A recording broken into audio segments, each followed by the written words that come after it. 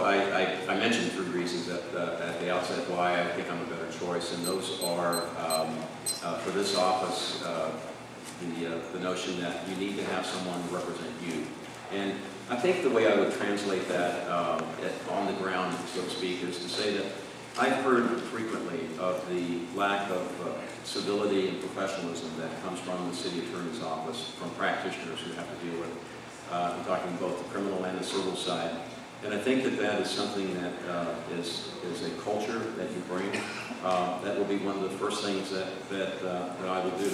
There's not going to be, there's only one lawyer that I'm basically trying to unseat in the law department. There are 90, as Mr. Wall said at the beginning. I will certainly give it a fresh look, because we know, for instance, that the head of the criminal division is the same head that was existing under Mark Sidrick. That, to me, speaks volumes about how a fresh look at this office is desperately needed, both in culture and in organization. That's number one. Second thing, on transparency.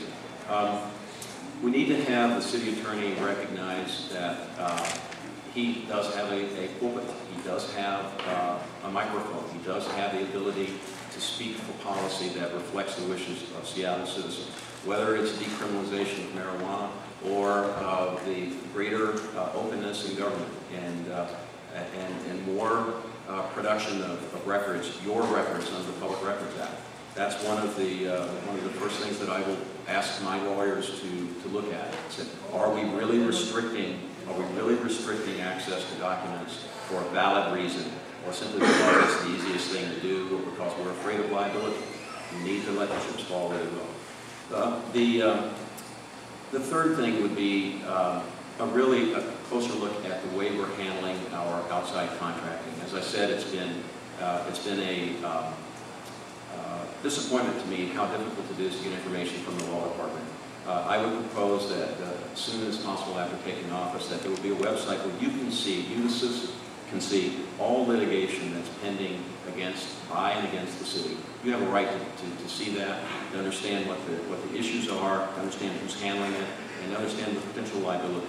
I believe that city attorney opinions should once again be posted. That was a practice that was discontinued under Mark Sidrick.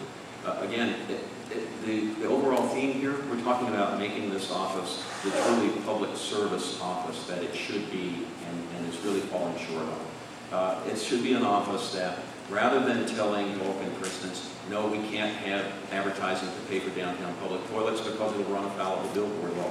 We need to have lawyers who are going to say, let's find out how we can make this work. Let's find out how we can coordinate between a school district that has a boundary dispute with the Parks Department so that local neighborhood beautification plans can go forward, rather than having the law department say, sorry, this is how you avoid liability and never, ever solve the problem. It's going to take a commitment at the top to make certain that we transform this into a problem-solving department. I haven't touched on the disappointments on the other side. I would say that Tom questioning my qualifications in quiet rather than up front having a debate about it under the city charter was number one.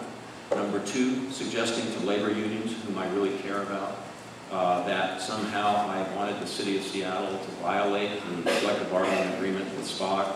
Both of those were reprehensible untruths, and we should have more, we should expect more honesty from the city attorney.